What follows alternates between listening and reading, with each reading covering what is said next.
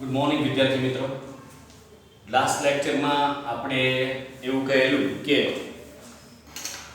પહેલું જે ચેપ્ટર છે એના 1 માર્કના ક્વેશ્ચન વિશે થોડીક માહિતી મેળવશું. જે એમસીક્યુ હોય, 1 માર્કના હોય, ખાલી જગ્યા હોય, ખરા ખોટા હોય. પણ આપણે હવે એવું કરશું કે આપણું બીજું ચેપ્ટર પૂરું થાય પછી પહેલું ચેપ્ટર અને બીજું ચેપ્ટર બંનેના સાથે શીખશું. તો આ લેક્ચર થી આપણે આપણું બીજું ચેપ્ટર સ્ટાર્ટ કરીએ છીએ, બહુપદી, જેનો અભ્યાસ તમે ઓલરેડી ધોરણ 9 માં કરી લીધો છે. તો પહેલા એ સમજીએ કે બહુપદી કહેવાય કોને?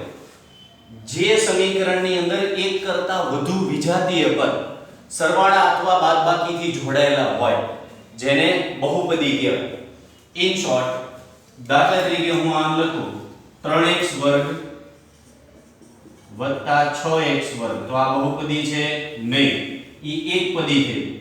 પણ આમ લખેલું હોય 3x વર્ગ વત્તા 6x, તો આ બહુપદી છે. કેમ?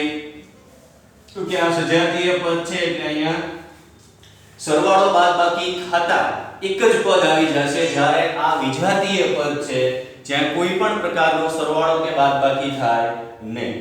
ઓકે, ત્યાર પછી માની લો કે આમ લખેલું હોય 6x 3, તો યાદ હોય તમને કે આને સુરેખ બહુપદી કહેવાય, જેમાં મોટામાં મોટી ઘાત 1 હોય. પછી 6x વર્ગ વત્તા 9x વત્તા 3 લખ્યું હોય તો આને દ્વિઘાત બહુપદી કહેવાય, જેની મોટામાં મોટી ઘાત 2 હોય. અને આ જ રીતે 8x નો ઘન વત્તા 6x વર્ગ વત્તા 9x વત્તા 3 લખેલું હોય તો આને ત્રિઘાત બહુપદી કહેવાય, જેની મોટામાં મોટી ઘાત 3 હોય. બરાબર છે? તો આ બધા કોમન કોન્સેપ્ટ છે. આપણે અત્યારે હું જે તમને ટોપિક સમજાવવા જઈ રહ્યો છું, અથવા તો આપણા 30% સિલેબસ કટ થઈ ગયો પછી જે ટોપિક વધ્યા છે આ ચેપ્ટરમાં, ડાયરેક્ટલી ટોપિક ઉપર જઈએ તો એ ટોપિકમાં તમને દ્વિઘાત સમજાવશે. શું સમજાવશે? દ્વિઘાત. કે ભાઈ દ્વિઘાત સમીકરણ છે એના વિશે આપણે બધી ચર્ચા કરશું. ઓકે, તો ભાઈ દ્વિઘાત સમીકરણ એટલે મેં હમણાં જ તમને અહીં કીધું કે 6x વર્ગ 9x 3 બરાબર 0 એ દ્વિઘાત સમીકરણ થયું કે જેમાં મોટામાં મોટી ઘાત 2 હોય. તો એનું પ્રમાણિત સ્વરૂપ શું છે? તો કે એનું પ્રમાણિત સ્વરૂપ છે ax વર્ગ bx c 0, જ્યાં a b c belongs to r. Okay, આ એનું પ્રમાણિત સ્વરૂપ છે. પ્રમાણિત સ્વરૂપનો મતલબ શું થાય? ઓથેન્ટિકેશન છે આ, કે કોઈ પણ દ્વિઘાત બહુપદી હશે, કોઈ પણ દ્વિઘાત બહુપદી હશે ઈ આ જ ફોર્મેટમાં સેટ થયેલી હોય. એટલે એનો મતલબ એમ થયો કે જ્યારે તમને a કહે ને તો તમારે સમજવાનું x વર્ગનો સહગુણક, જ્યારે તમને b કહે ત્યારે તમારે સમજવાનું x નો સહગુણક, અને જ્યારે c કહે ત્યારે તમારે કોઈનો સહગુણક નહીં સમજવાનો, ઈ થશે અચળ પદ. શું થશે? અચળ પદ. તો અહીંયા જો આ દ્વિઘાત બહુપદી છે, તો આમાં x વર્ગનો સહગુણક એટલે a બરાબર શું લખી શકાય? 6. b એટલે x નો સહગુણક, તો b બરાબર શું લખી શકાય? 9, અને c બરાબર લખી શકાય 3. તો આ રીતની કંઈક વાત છે કે કોઈ પણ દ્વિઘાત બહુપદી હોય ઈ ax વર્ગ bx c 0, જ્યાં abc belongs to r ઈ જ ફોર્મેટમાં સેટ થયેલી હોય અને એને જ દ્વિઘાત બહુપદી કહેવાય, જેમાં a એટલે x વર્ગનો સહગુણક થાય, b એટલે x નો સહગુણક થાય અને c એટલે અચળ પદ થાય. તો આપણે જે ટોપિક હવે જાણવા જઈ રહ્યા છીએ, સમજવા જઈ રહ્યા છીએ, ઈ માટે આટલી માહિતી તમને ક્લિયર હોવી જોઈએ. બરાબર છે? ચાલો, તો હવે આપણે આપણો સ્વાધ્યાય જે છે 2.1, સોરી 2.1 નથી, આ છે 2.2. કારણ કે 2.1 છે ઈ તો જે છે ઈ તમારે 1 માર્કના પોર્શનમાં વયો જશે, એટલે તમારે અત્યારે માત્ર સમજવાનું છે 2.2. એમાં જે તમારે શૂન્યનો સરવાળો અને ગુણાકાર મેળવવાનો છે બહુપદીનો ઈ છે, અને શૂન્યના ગુણાકાર અને સરવાળા પરથી બહુપદી મેળવવાની રીત છે.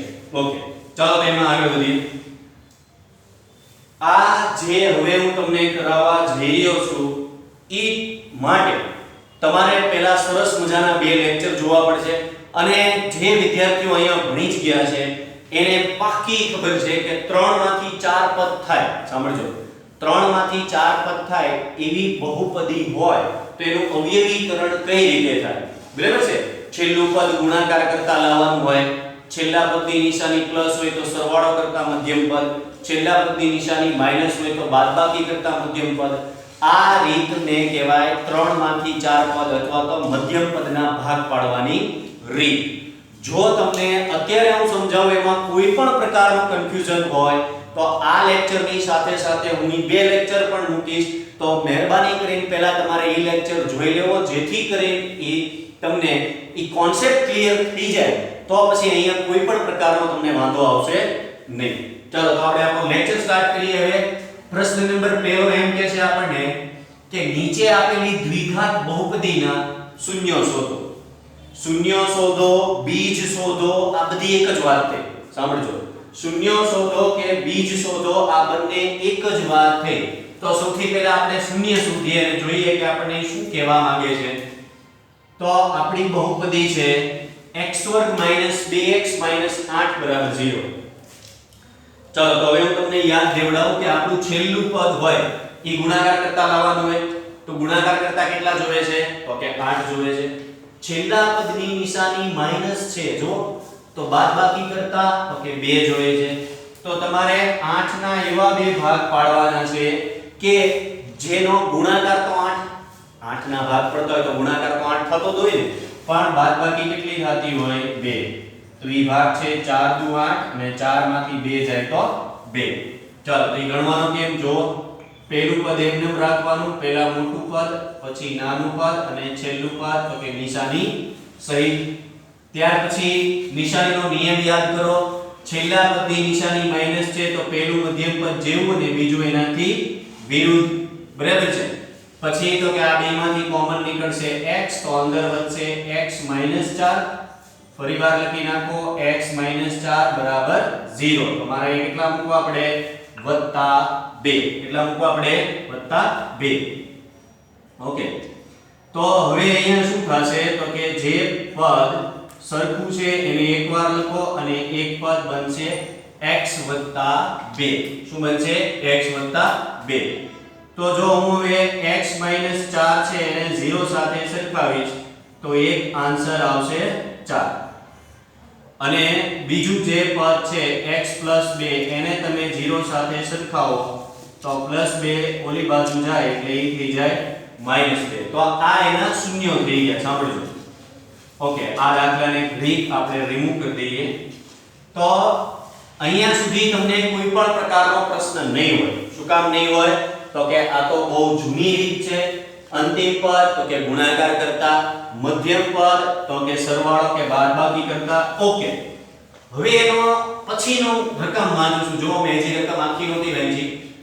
અને શૂન્યો અને સહગુણક વચ્ચેનો સંબંધ આવું જ્યારે કે ત્યારે તમારે એક વખત શૂન્યનો સરવાળો કરવાનો અને એક વખત શૂન્યનો ગુણાકાર કરવાનો. તો જો આપણે પહેલા કરીએ શૂન્યોનો સરવાળો. તો આપડા જે બે શૂન્યો છે એટલે કે 4 અને -2 એનો સરવાળો કરો એટલે આન્સર આવે 2. બરાબર છે? અને પછી ઈ જ શૂન્યોનો તમારે ગુણાકાર કરવાનો છે. તો તમે શૂન્યોનો ગુણાકાર કરો એટલે 4 ગુણ્યા -2 જેનો આન્સર આવે -8. ઓકે, તમને એવી કોઈ મૂંઝવણ નથી ને કે સર આમાં તો જો તો 4 ગુણ્યા -2 એટલે 4 દુ 8 થાય, પણ અહીંયા નિશાની નાના પદની છે તો એને મળે યસ. જ્યારે તમે ગુણાકારની વાત કરતા હોય ત્યારે મોટા પદની નિશાની ઈ વસ્તુ તમારે ધ્યાનમાં લેવાની નથી. ચાલો અહીંયા જોઈએ. અહીંયા શું થશે? અહીંયા તો પહેલા તમારે એક ફેરફાર શું કરવો પડે? તો કે અંતિમ પદ છે એને મધ્યમાં લેવાનું છે અને મધ્ય છે એને અંતિમમાં જવા દેવાનું છે. ઈ તમને ખબર પડવી જોઈએ. તો 6x2 7x 3 બરાબર 0. ઓકે, તો હવે શું કરશું આપણે? તો કે હવે હું એમ વિચારીશ કે ગુણાકાર કરતા 6 તેરી 18 અને બાદબાકી કરતા 9. એટલે કે મારે 18 ના એવા બે ભાગ જોઈએ છે કે જેનો ગુણાકાર તો 18 થતો જ હોય પણ બાદબાકી 7 થાય. તો એ ભાગ છે 9 દુ 18 થાય અને 9 માંથી 2 જાય તો 7 વધે. બરાબર છે? તો હવે જો હવે તમે શું કરશો તો કે પેલું પદ એમને રાખવાનું, પછી 9x, પછી 2x, છેલ્લું પદ નિશાની સહિત, પેલાને મધ્યમ પદ જેવી, બીજાને એનાથી વિરુદ્ધ. તો હવે 6x² - 9x એ બેમાંથી કોમન નીકળશે 3x, તો અંદર વધશે 2x - 3. થોડીક જગ્યા રાખીને ફરીવાર લખી નાખો, 2x - 3 તો બહાર શું વધશે -1. તો એક જવાબ આવશે 2x - 3 અને એક જવાબ આવશે 3x - 1 બરાબર 0. તો તમે પેલા 2x - 3 ને 0 સાથે સરખાવો તો x બરાબર આન્સર થઈ જાય 3/2. અને જો તમે 3x - 1 બરાબર 0 કરો તો આન્સર થઈ જાય x બરાબર 1/3. તો આ થઈ ગયા એના શૂન્ય. સાંભળો, આ એના શૂન્ય થઈ ગયા. તો હવે તમારે શું કરવાનું થાય તો કે આ જ શૂન્યનો એકવાર આપણે સરવાળો કરશું અને એકવાર આપણે એનો ગુણાકાર કરશું. બરાબર છે? ચાલો તો પહેલા આપણે એનો સરવાળો કરીએ. હવે હું શૂન્ય એમ નથી લખતો, માત્ર એ લખી નાખું સરવાળો. તો જે બે શૂન્ય છે 3/2 વત્તા 1/3 એ બેનો સરવાળો કરી નાખો. તો 3 તેરી 9, 2 એકા 2, 3 દુ 6 એટલે આ આવશે 11/6. બરાબર છે? અહીંયા પેલું પદ ઓકે, અહીંયા ભૂલ છે. હા, અહીંયા આવશે પ્લસ એટલે અહીંયા આવી જાય પ્લસ એટલે આ આવે -1/3. તો અહીંયા શું આવવું જોઈએ માઈનસ. બરાબર છે? -1/3 તો 3 તેરી 9, 2 એકા 2 છેદમાં 6 તો આ જવાબ થઈ જાય 7/6. ઓકે, એ જ રીતે આપણે જો ગુણાકાર વિશે વિચારીએ તો એ બેનો ગુણાકારમાં તો કે 3/2 ગુણ્યા -1/3 તો -3/6. ઓકે, આનો યસ હજી એકવાર છેદ ઉઠશે તો આવશે -1/2. બરાબર છે? તો આ રીતે શૂન્યનો સરવાળો અને ગુણાકાર કરવાનો થાય. ચલો એની પછીનો જે દાખલો છે એમાં કંઈક આ બે દાખલા કરતા અલગ છે. કઈ રીતે અલગ છે તો કે આ બેમાં 3 પદની વાત થાય છે જ્યારે અહીંયા બે જ પદ છે. તો અહીંયા તમારે સિમ્પલી તફાવતના અવયવ એપ્લાય કરવાના થાય. ઓકે, તફાવતના અવયવ એટલે શું તો કે એક પદ માઈનસમાં હોય અને એક પદ પ્લસમાં હોય. હું તમને રિમાઇન્ડ કરાવી દઉં. માની લો કે આમ લખેલું x² - 25 તો અહીંયા શું કરો, પહેલા પદનું વર્ગમૂળ, બીજા પદનું વર્ગમૂળ, પછી આને એકવાર ઓછામાં લખો અને એકવાર વત્તામાં લખો. તો આ રીતે તમારે વિભાજન કરવાનું થાય. તો અહીંયા હું t નું વર્ગમૂળ થાય t આખા કૌંસમાં વર્ગ, 15 નું વર્ગમૂળ ન નીકળે એટલે હું √15 કરી નાખું. કારણ કે √15 નો વર્ગ કરો તો 15 જ થાય. કોઈ પણ સંખ્યાનું જો વર્ગમૂળ ન નીકળતું હોય તો એની ઉપર √ લગાડી દો. તો હવે શું કરવાનું તો કે આને એક વખત ઓછામાં લખો અને એક વખત તો કે વત્તામાં લખો બરાબર 0. તો હવે જો તમે t - √15 બરાબર 0 કરશો તો t બરાબર શું જવાબ આવશે √15. એ જ રીતે t વત્તા √15 બરાબર 0 કરશો તો એક આન્સર આવશે t બરાબર -√15. બરાબર છે? ફરીવાર સમજીએ અહીંયા શું કરીએ છીએ.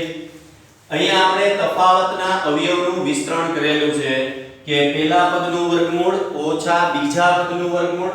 √15 તમને ખબર છે કે જેનું વર્ગમૂળ નીકળે નહીં તો ત્યાં શું કરવાનું તો કે એને વર્ગમૂળની સાઈન આપી દો.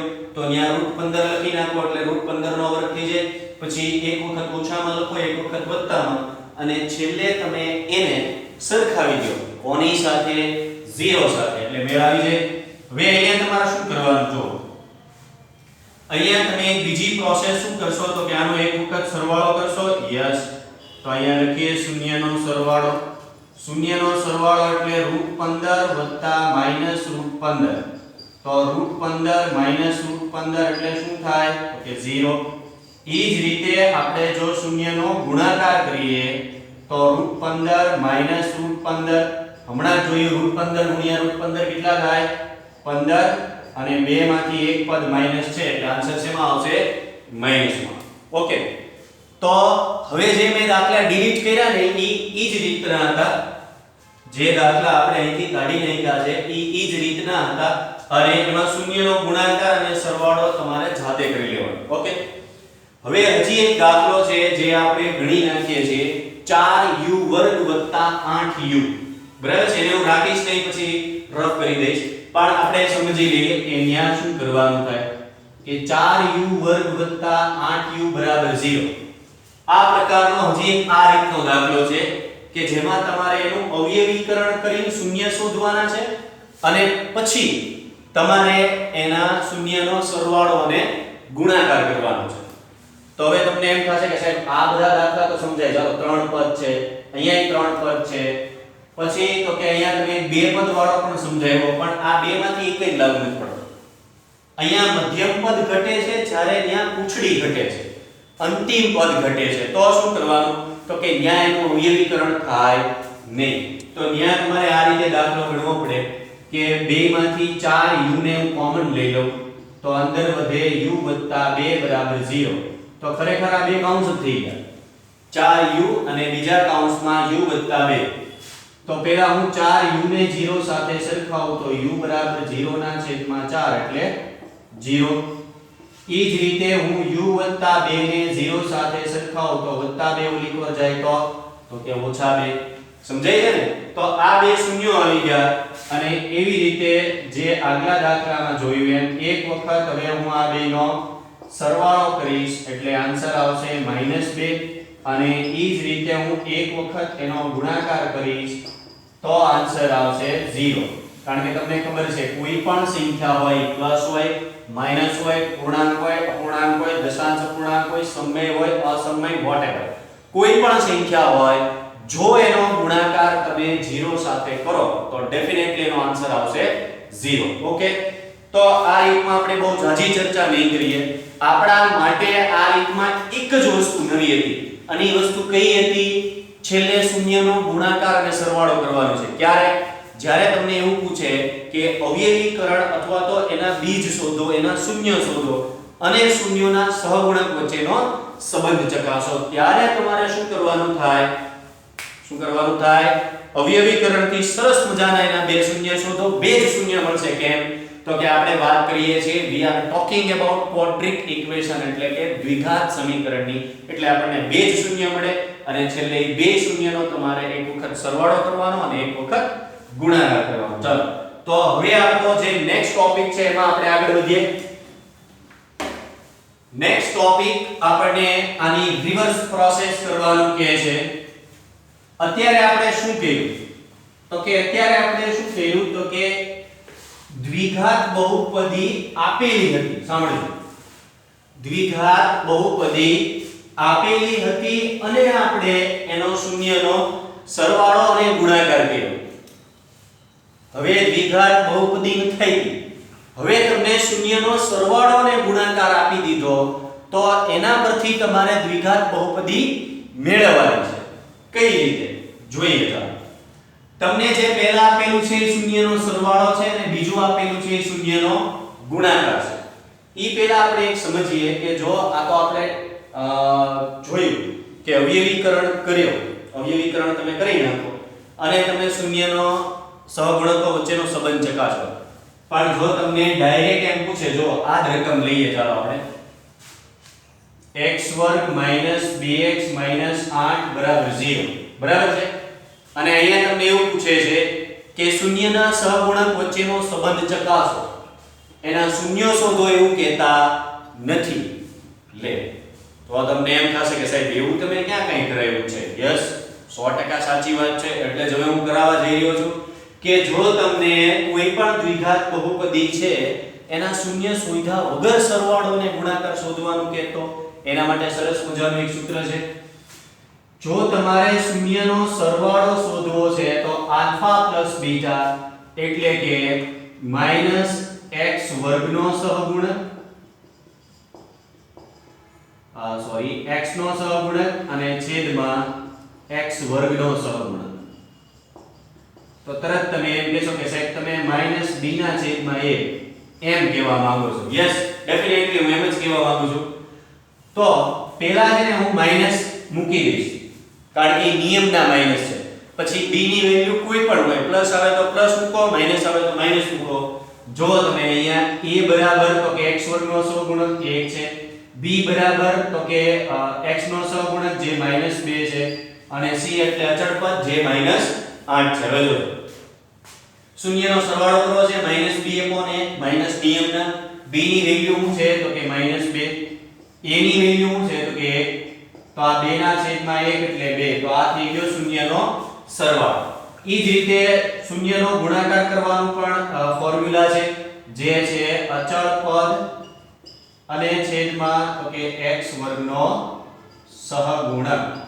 તો અચળ પદ શું છે તો કે અચળ પદ છે -8 અને છેદમાં x વર્ગનો સહગુણક એટલે 1, તો આનો મતલબ થયો -8. તો આ તમે જો ડાયરેક્ટ શૂન્યનો સરવાળો અને ગુણાકાર મેળવી લીધો. હવે આપણે ચેક કરીએ ઓરિજિનલ આન્સર સાથે. અહીંયા જો શૂન્યનો સરવાળો કેટલો છે 2, તો સામે શૂન્યનો સરવાળો 2 છે. શૂન્યનો ગુણાકાર કેટલો છે -8, તો સામે શૂન્યનો ગુણાકાર -8 જ છે. એટલે કહેવાનો મતલબ એમ છે કે આ જ દાખલો તમને બે રીતે પૂછાઈ શકે. જો તમને એમ કે શૂન્ય શોધો અને સહગુણક વચ્ચેનો સંબંધ ચકાસો, તો તમે શૂન્ય શોધી લો અને સહગુણકો વચ્ચેનો સંબંધ એટલે એક વખત શૂન્યનો સરવાળો કરવાનો અને એક વખત શૂન્યનો ગુણાકાર કરવાનો. કિંતુ જો તમને શૂન્ય શોધવાનું ન કે અને ડાયરેક્ટ તમારે શૂન્યનો સરવાળો કે ગુણાકાર જોતો હોય, તો શૂન્યનો સરવાળો એટલે આલ્ફા પ્લસ બીટા બરાબર -b ના છેદમાં 1 અને શૂન્યનો ગુણાકાર જોતો હોય તો આલ્ફા ઇન્ટુ બીટા બરાબર c/a. પણ યાદ રાખજો, આ જે હું શૂન્યનો સરવાળો ને ગુણાકાર બોલું છું, જે સૂત્ર બોલું છું, ઈ દ્વિઘાત બહુપદી માટે છે. દ્વિઘાત કઈ બહુપદી માટે છે? દ્વિઘાત બહુપદી માટે. ચાલો આટલી ચોખવટ થઈ ગઈ, આટલું સમજાઈ ગયું. ઓકે, તો હવે આ સૂત્રને યાદ રાખજો. જો તમારે ડાયરેક્ટ એ રીતે ગણવો હોય તો આમ થશે. ચલો, ઘણા વિદ્યાર્થીના મનમાં એવું હોય છે કે સાહેબ તમે એક જ દાખલો સમજાવ્યો, હજી એક સમજાઈ ગયો ના એટલે એ ક્લિયર થઈ જાય. કાંઈ વાંધો નહીં. ચાલો, આમાં એવું કરવું હોય તો માની લો કે એક ઓડ રકમ લઈએ, t વર્ગ -15. આ t વર્ગ -15 છે, એમાં તમારે શૂન્ય જ શોધવા. ડાયરેક્ટ તમારે જવાબ જોવે છે શૂન્યના સરવાળાનો અને શૂન્યના ગુણાકારનો. તો કાંઈ વાંધો નહીં, આપણે ડાયરેક્ટ સૂત્ર મૂકી દઈએ આલ્ફા પ્લસ. ઓકે, પહેલા આપણે abc નક્કી કરી લઈએ. a એટલે તો કે વર્ગવાળું પદ હોય એનો સહગુણક. b તો કે અહીંયા કોઈ b છે નહીં એટલે b આવશે 0 અને c એટલે -15. તો શૂન્યનો સરવાળો એટલે alpha plus beta = -b/a -b. Okay, b ની વેલ્યુ શું છે તો કે 0, a શું છે 1, તો અહીંયા ફાઇનલ આન્સર થઈ જાય 0.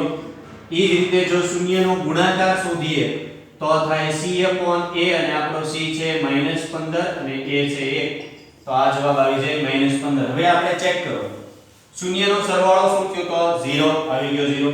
શૂન્યનો ગુણાકાર શું થયો તો કે -15, તો કે આવી ગયો -15. તો આ રીતે તમારે એ દાખલા ગણવાના થાય. બંનેમાં માત્ર એટલો જ ફેર છે કે ઓલામાં આપણે અવયવીકરણ કરીને શૂન્ય શોધીએ છીએ, પછી સરવાળો ગુણાકાર મેન્યુઅલી કરીએ છીએ, સરવાળો ગુણાકાર. પણ જો તમારે ડાયરેક્ટ શૂન્યનો સરવાળો અને ગુણાકાર જોતા હોય તો તમારે સૂત્ર મૂકવું પડે. ઓકે, ચાલો, તો હવે આપણે જઈએ આપણા આ લેક્ચરના બીજા ટોપિક પર કે જેમાં તમને શૂન્યનો સરવાળો અને ગુણાકાર આપેલો હોય અને તમારે બહુપદી મેળવવાની છે. ઓકે, ચાલો શું કરવાનું એમાં જોજો. સૌથી પહેલા તો કે આપણે શૂન્યના સરવાળાથી સ્ટાર્ટ કરશું. આલ્ફા પ્લસ બીટા બરાબર -b ના છેદમાં 1. જોજો, એક દાખલો જો તમે પરફેક્ટ સમજી ગયા, સાંભળજો, એક જ દાખલો જો તમે પરફેક્ટ સમજી ગયા તો પછી ક્યાંય આગળ વાંધો આવશે નહીં. એક જ મિનિટ. તો ઈ દાખલામાં ધ્યાનથી જુઓ, ધ્યાનથી સાંભળો, કારણ કે એક વખત જો મગજમાં રીત ઘૂસી ગઈ પછી બહાર નીકળે નહીં. પછી ઈ જ રીતે આપણે બધા દાખલા લાઈનમાં સોલ્વ કરશું. ચાલો, મેં સ્ટાર્ટ કર્યું છે આલ્ફા પ્લસ બીટા = -b/a, જેમ આગળ આપણે ચર્ચા કરી એમ. તો કઈ રીતે જો શૂન્યનો સરવાળો આપણી પાસે છે, હમણાં મેં કીધું કે પહેલા લખેલું છે ઈ છે શૂન્યનો સરવાળો અને બીજું છે ગુણાકાર. તો આપણે શૂન્યના સરવાળાનો પહેલા ઉપયોગ કરીએ -b/a = k અને k does not equal to 0. Okay, મેં k શું કામ ધારેલો છે ઈ તમને કહી દઉં. k મેં એટલા માટે ધારેલો છે કે આપણે a અને b ની પર્ટિક્યુલર વેલ્યુ જોવે છે. ઈ માટે આપણે કોઈક અચળાંક ધારીએ છીએ, છેલ્લે ઈ અચળાંકને આપણે બહાર લઈ લેશું અને આ લખવું ફરજિયાત છે કારણ કે આ એમ કહે છે કે k 0 નથી. વિચાર કરો, k 0 એટલે આ બધું શું થઈ જાય? 0 થઈ જાય. ઓકે, હવે અહીંથી એક તમારે નાનું એવું કામ ઈ કરવાનું છે કે a ને તમારે ઉપર જવા દેવાનું છે અને અહીંયા જે સંખ્યા હોય એને તમારે નીચે આવવા દેવાની છે. તમારે આવા કોઈ એરા મારવાના નથી. સાંભળજો, તમારે આવો કોઈ એરો મારવાનો નથી. તમે માત્ર એટલું યાદ રાખો કે a ઉપર ગયો જશે એટલે અહીંયા થાય a ના છેદમાં 4 અને અહીંયા ઓકે જે -b છે આ અહીંયા વ્યુ જાય તો અહીંયા વધશે -b ના છેદમાં 1 બરાબર k. તો હવે વારાફરતી બંનેને આપણે k સાથે સરખાવીએ તો a ના છેદમાં 4 બરાબર k. એનો મતલબ એમ થયો કે a બરાબર 4k, 4k digital visual, 4k quality, -b ના છેદમાં 1 બરાબર k. તો અહીંયા -b બરાબર k કા k. પણ તમે અહીંયા જે a b c any value છે એમાં કે માઈનસ આવતો હોય તો માઈનસ પોલિકોર કન્વર્ટ કરી નાખો એટલે અહીંયા થઈ જશે b -k. તો આ રીતે તમારે a અને b ની વેલ્યુ લાવવાની છે. તમને ખબર છે કે દ્વિઘાત સમીકરણ બનાવવા માટે તમારે a b અને c ત્રણેય વેલ્યુ જોઈએ. તો આપણી પાસે a અને b ની વેલ્યુ છે. આપણે કોની વેલ્યુ લાવશું? c. ચાલો, તો હજી c ની વેલ્યુ પણ લાવવી પડશે. આલ્ફા * બીટા બરાબર c/a. તો આલ્ફા * બીટા એટલે કે આપણી પાસે ગુણાકાર કેટલો છે? -1 છેદમાં કાઈ નથી એટલે 1 c. a ની વેલ્યુ આપણે પહેલેથી મેળવેલી છે એ મૂકી દો. તો હવે અહીંયા શું થશે? -4k છે -1 આરે ગુણાઈ છે એટલે -4k બરાબર c. તો આપણી પાસે c ની વેલ્યુ પણ હવે આવી ગઈ છે. તો હવે શું કરવાનું છે સાંભળજો. હવે તમારે આ જે ત્રણ વેલ્યુ છે આપેલ a b અને c ની કિંમતને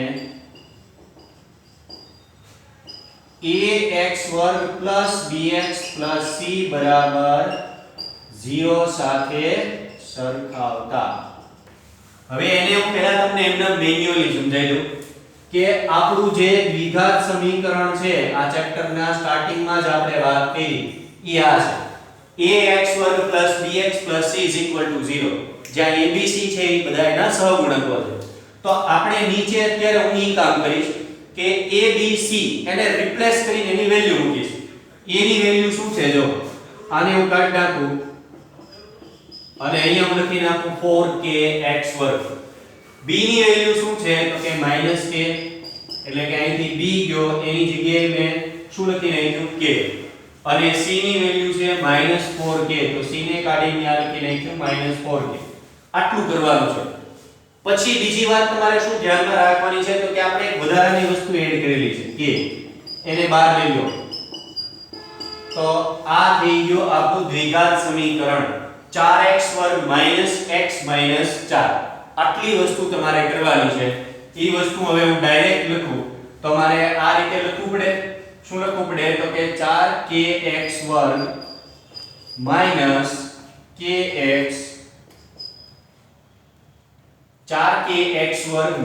- kx - 4k બરાબર 0. ઓકે, તો હવે આવી રીતે શું કામ લઈશું આપણે સાંભળજો. 4kx² - kx - 4k આ દરેકમાંથી ઓકે અહીંયા આપણે શું કર્યું તો કે અહીંયા મેં a ની વેલ્યુ લખેલી છે, અહીંયા તો કે મેં b ની વેલ્યુ લખેલી છે અને છેલ્લે તો કે c ની વેલ્યુ છે. પછી શું કરશું તો કે આપણે એમાંથી k કોમન લઈ લેશું. k કોમન લઈ લઈએ એટલે અહીંયા વધે 4x² - x - 4 બરાબર 0. તો આ થઈ ગઈ આપણી દ્વિઘાત બહુપદી. શું થઈ ગયું આપણું? દ્વિઘાત બહુપદી. ચાલો એક વખત તમે બોર્ડ જોઈ લેજો.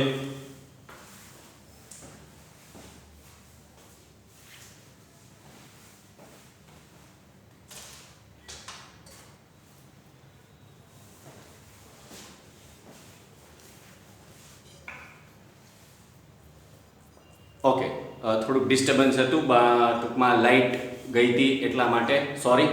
ચાલો હવે આગળ વધીએ આપણે. હવે જો ફરીવાર કહું છું, આપણે કોઈ પણ પ્રકારની ઉતાવળ કરવાની જરૂર નથી. ફરીવાર હું રિપીટ કરું છું, પછીના 3 દાખલા છે હું સમજાવીશ એટલે તમને કોઈ પણ પ્રકારનો વાંધો આવશે નહીં.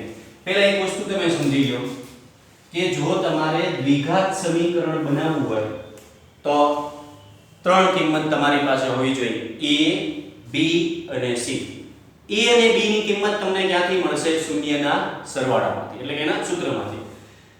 c ની કિંમત છે તમને ક્યાંથી મળશે? તો કે શૂન્યના ગુણાકારમાંથી. ક્યાંથી મળશે? શૂન્યના ગુણાકારમાંથી. પછી છેલ્લે એને તમે ax2 bx c સાથે સરખાવી દો.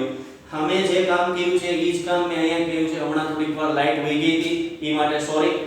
કાંઈ નવું નથી કર્યું. અમે જે મેં તમને સમજાવ્યું હતું એ જ કામ અહીંયા સમજાવેલું છે.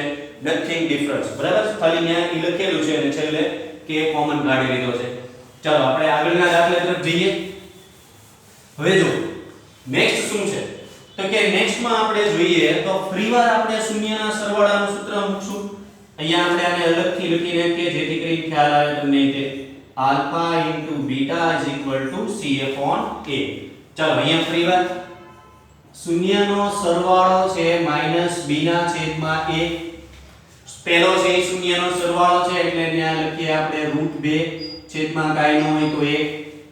બરાબર છે? પછી માઈનસ b ના છેદમાં a બરાબર k અને શું લખશું કે does not equal to 0. Compulsory છે, લખવું ફરજિયાત છે, યાદ રાખજો.